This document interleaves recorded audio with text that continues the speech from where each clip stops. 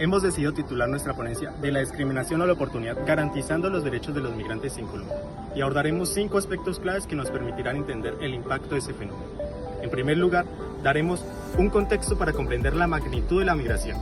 Luego miraremos la teoría del etiquetamiento social. En tercer lugar, analizaremos las barreras que estos presentan para acceder a los servicios de salud. Seguidamente miraremos las dificultades que presentan hoy en día en los temas laborales. Y por último, miraremos la vulneración al debido proceso y cómo la deficiencia en la vulneración de sus derechos agrava su situación más hoy en día. Es innegable que este éxodo migratorio ha tenido ciertas implicaciones sociales, económicas y culturales. Para los venezolanos, su arribo en Colombia ha estado marcado por situaciones de vulnerabilidad y marginalidad, en la que muchas veces se llegan a ver estigmatizados de cometer conductas ilícitas que afectan a la sociedad colombiana. Este estigma ha sido alimentado por sectores de la población que, movido por los prejuicios y la desinformación, han asociado injustamente la migración con un aumento en los índices de criminalidad. Pero estos ciertos sectores también se han aprovechado de oprimir y explotar a los migrantes, negándoles todos los derechos básicos, lo cual llega a tener una afectación en la sociedad colombiana y en los mismos migrantes. Profundizando en la relación entre migración y seguridad, un argumento usado recurrente en el discurso público ha sido la vinculación de la migración con el aumento de la inseguridad y los delitos. Sin embargo, hay datos que desmienten esta percepción. Diversos estudios realizados por la Migration Policy Institute y la Brookings Institute nos hablan que los migrantes venezolanos cometen significativamente menos delitos que la población nativa. En el contexto colombiano, la Fundación Ideas para la Paz ha corroborado que la criminalidad en el país no ha aumentado por la llegada masiva de migrantes. Los análisis también nos hablan que los hurtos, los delitos sexuales, los homicidios y lesiones personales no pueden ser explicados por la migración. Un informe entregado por el Instituto Nacional Penitenciario y Carcelario INPEC nos habla que de los 2.8 millones de migrantes venezolanos que se encuentran en nuestro territorio, apenas 4.221 han sido condenados. Esto representa el 0.15% de dicha población, una cifra significativamente menor a todas las acusaciones que se les atribuyen. Y se hace necesario reflexionar sobre las implicaciones jurídicas de tales señalamientos discriminatorios. La opinión consultiva OSA 1803 de la Corte Interamericana de Derechos Humanos destacó la obligación de los Estados parte de garantizar el respeto a los derechos fundamentales de los migrantes sin importar su condición de regularidad o irregularidad. Asimismo, como que se garantice el principio de igualdad y no discriminación, así como los derechos laborales y el debido proceso. Cuando se realizan estos señalamientos y comentarios xenofóbicos y discriminatorios hacia los venezolanos, ¿no se está vulnerando el mandato establecido por la Corte Interamericana de Derechos Humanos? En concordancia con este razonamiento, la Honorable Corte Constitucional de Colombia, en su sentencia C-288 de 2009, destaca que no se pueden desconocer ni limitar aquellos derechos fundamentales ni inherentes a la persona humana garantizados por la Carta Política y los tratados internacionales, sin importar que los extranjeros se encuentren en condición de irregularidad. Y en este sentido surge la pregunta, ¿se está aplicando lo debidamente establecido por la Corte Interamericana? Si bien estas acusaciones no afectan a una persona en particular, sí lo hacen de manera colectiva a un grupo de personas que mediante comentarios xenofóbicos y discriminatorios no solamente se le vulneran sus derechos, sino que también se crea un ambiente de hostigamiento. Estos comportamientos son considerados como una violación al artículo 134b del Código Penal colombiano, el cual sanciona aquellos comportamientos que causan un daño moral a un grupo de personas, ya sea por su condición social, nacionalidad o etnia. Si esto es así, ¿por qué no se han denunciado ni castigado a aquellas personas que incurren en estos actos? ¿Acaso hay un desconocimiento de la legislación colombiana y de aquellos tratados internacionales que protegen a los migrantes venezolanos? Además de la estigmatización y discriminación, otro problema crítico que enfrenta esta población es el acceso a los servicios de salud. Según el Pacto Internacional de Derechos Económicos, Sociales y Culturales, en este se ha reafirmado que los estados tienen la obligación de garantizar un acceso igualitario al servicio de salud, y aquí se incluye a la población migrante independientemente de su estatus jurídico. En Colombia se encuentran 2.84 millones de migrantes venezolanos, de los cuales solo 1.2 millones tienen acceso formal al sistema de salud, que hace cobertura 1.6 millones de migrantes.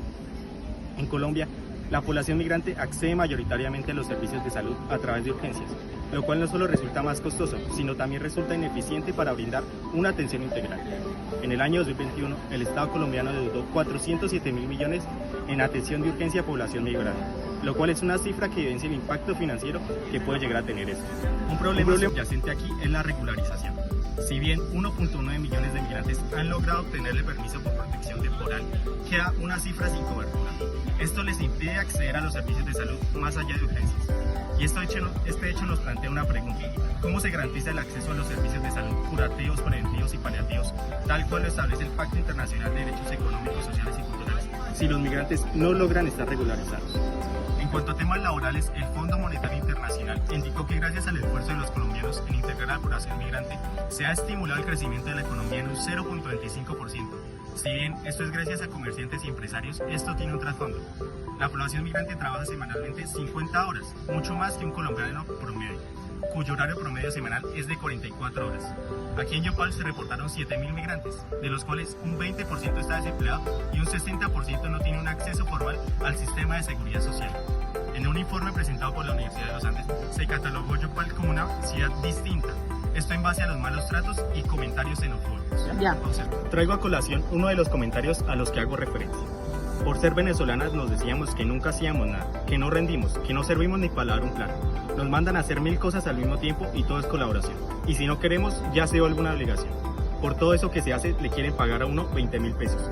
Por medio de la Ley 146 de 1994, se declaró ajustada la Constitución Política de la Convención Internacional para la Protección de los Derechos de los Trabajadores Migrantes y sus familiares, en el cual se establece que ningún Estado debe vulnerar a los trabajadores migrantes ningún derecho laboral, y se debe garantizar que ningún empleador quede exento de ninguna obligación jurídica ni contractual. Pero no solo aquí, en el artículo 23 de la Declaración de los Derechos Humanos se establece que toda persona tiene derecho a igual salario por igual trabajo, que toda persona que trabaje tiene derecho a una remuneración equitativa y satisfactoria, que le asegure a sí mismo y a sus familiares una existencia conforme a la dignidad humana, y en el caso que sea necesario, que le sea completada por cualesquiera que sean los medios de protección social. Y el último tema que queremos abordar es la vulneración del debido proceso. Hay un caso en específico que ocurre en el año 2020, donde a Carlos Javier Ruiz Leal se le niega su derecho a la educación a pesar de que contaba con el permiso especial de permanencia. Mediante una circular interna obsoleta, el SENA manifestaba que los extranjeros que se encontraban en nuestro territorio debían ser titulares de la cédula de extranjería como documento de identificación. Carlos interpuso una acción de tutela y la Corte Constitucional, mediante la sentencia T441 de 2022, manifestó primero que las entidades educativas no podían imponer, desarrollar ni aplicar reglas, y que a Carlos Javier Ruiz Leal se le había interpuesto una barrera innecesaria, pero asimismo aclaró que los extranjeros debían presentar documentos válidos sin que estos requisitos sean entendidos como alguna barrera educativa.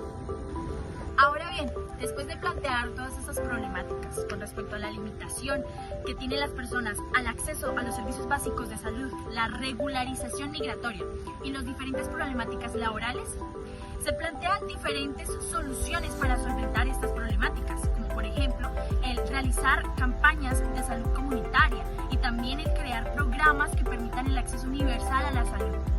También que se agilicen los procesos de regularización migratoria, dándole prioridad a sectores vulnerables como son las mujeres y los niños.